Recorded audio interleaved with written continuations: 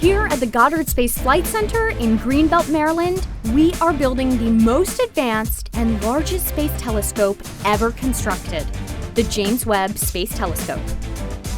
With the big game right around the corner, we thought it'd be pretty cool to use a football to demonstrate some of the testing we do here at Goddard to make sure that Webb is ready for its mission. Launch is the most intense part of any spacecraft's mission, and we need to make sure Webb can survive its ride on the very powerful Ariane 5 rocket. Ben Lavera, 2016 Maryland High School field goal leader, will help us demonstrate. Ben's kick imparts a force on the football of slightly more than 4 Gs. 1 G is the force you feel standing on Earth. During launch, Webb telescope components can experience forces up to 19 Gs, or 19 times their weight. Imagine your legs holding up 19 times your body weight. For humans, that's physically impossible. Webb's composite structure and components are built and tested to handle that. We put the telescope and all of its components through a series of tests to prove that it can withstand the rigors of launch.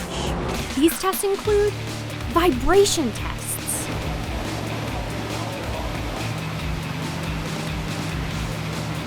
centrifuge tests,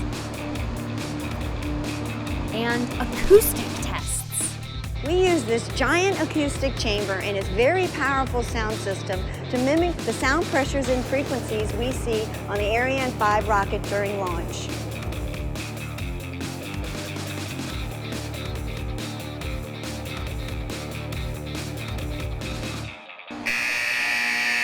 Sound pressure waves can cause vibrations, which may be very damaging. We test in this chamber to make sure the rocket noise won't break anything. We test every material used to build Webb to make sure it can withstand the stresses of launch and properly function in space.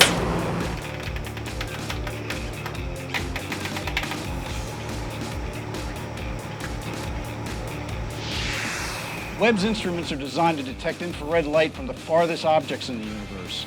Our eyes can't detect infrared light, but we can feel it as heat. Here's where the heat from my hand warmed up this football and left a heat print on it.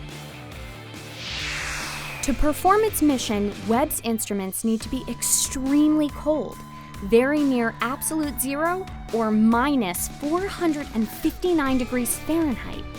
We don't want their own heat influencing the images, so we test everything cryogenically in large test chambers and make sure everything works as it should in the freezing environment of space.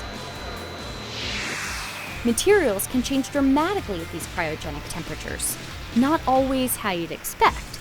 Let's see what happens to this football in liquid nitrogen, which is still about 70 to 100 degrees warmer than some of Webb's instruments.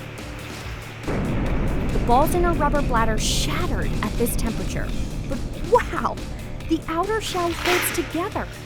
Webb's instruments, on the other hand, are built to withstand such extreme temperatures. Not the sledgehammer, by the way.